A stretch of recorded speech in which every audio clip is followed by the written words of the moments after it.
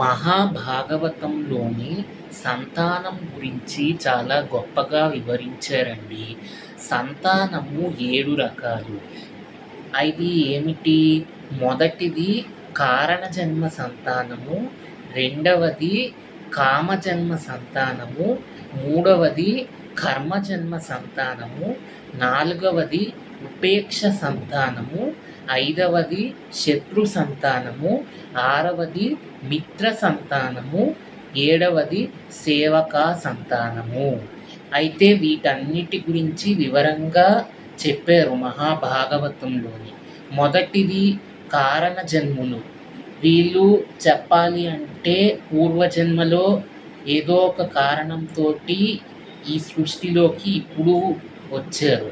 అంటే జీవుడు పూర్వజన్మ కర్మ ఫలితాలు బట్టి సృష్టిలో ఇప్పుడు వచ్చాడు.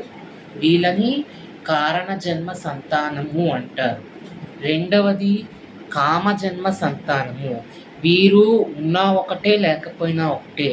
ఎందుకంటే అప్పులకి వడ్డీ కట్టుకున్నట్లు వీళ్ళు అలా పెరుగుతూనే ఉంటారు. కానీ వీళ్ళకి జ్ఞానము కట్ట ఏమీ లభించదు. వీళ్ళని కామజన్మ సంతానము అంటారు.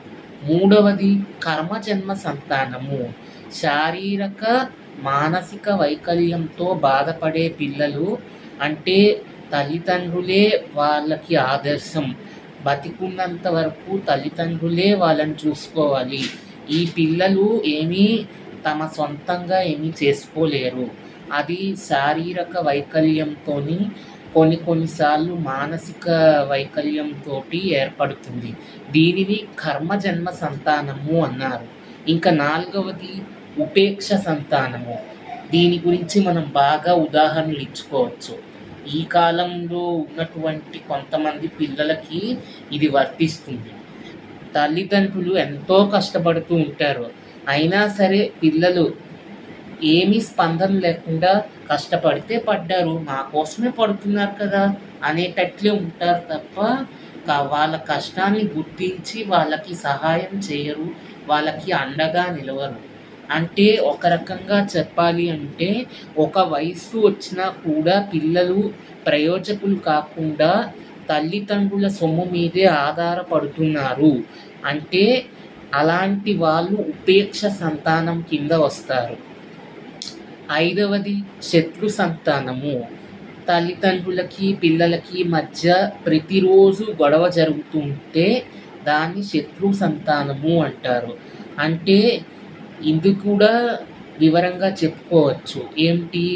కింద జన్మలో ఎవరి దగ్గరో ఈ భార్యాభర్త అప్పు చేశారండి.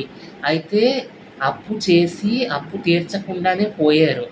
అయితే ఎవరి దగ్గర అయితే వీళ్ళు అప్పు చేశారో ఆ అప్పు ఇచ్చేవాడు వీళ్ళని శపిస్తాడు. అయితే ఆ శత్రువే ఇప్పుడు వీళ్ళింట్లో కొడుకుగా పుడతాడు. దీనిని శత్రు సంతానము అంటారు. ఇవాళ రేపు కొన్ని ప్రాంతాలలో మనం చూస్తూనే ఉన్నాము. కొంతమందికి పడదు, తండ్రి కొడుకులకి పడదు ఒక్కొక్క మాట. ఎప్పుడూ ఏదో ఒక ఇబ్బందితోనే ఉంటారు ఇప్పుడును కుటుంబంలోని. అలాంటి వాళ్ళని శత్రు సంతానము అంటారు. ఇంకా ఆరవది మిత్ర సంతానము. మిత్ర సంతానము అంటే మంచి దారిలో తల్లిదండ్రులని నడిపించడం, తర్వాత మంచి మంచి సలహాలు చెప్పడం, తర్వాత ఏమైనా అవసరం ఉంటే సహాయం చేయడం. తన అవసరం ఉంటే అంటే తల్లిదండ్రులకి ఏదైనా అవసరం వస్తే తన ప్రాణాన్నైనా త్యాగం చేయడం, ఇవన్నీ మిత్ర సంతానం కింద వస్తాయి. ఇంకా ఆఖరిది ఏడవది సేవకా సంతానము. అంటే తల్లిదండ్రులని నిరంతరం స్మరించడం, తల్లిదండ్రుల యొక్క వృద్ధాప్యంలోని వాళ్ళని జాగ్రత్తగా కంటికి రెప్పలా చూసుకోవడం, ఇవి సేవకా సంతానంలో కనిపిస్తాయి. సో ఓవరాల్గా మనం చూసుకుంటే సంతానము 7 రకాలుగా ఉంటాయండి. ఇందులో ఏవి మంచివి అన్నారు. ఒకటి కారణజన్మ సంతానం మంచిది, ఏడవది సేవక సంతానం మంచిది, ఆరవది కూడా మంచిదే మిత్ర సంతానము.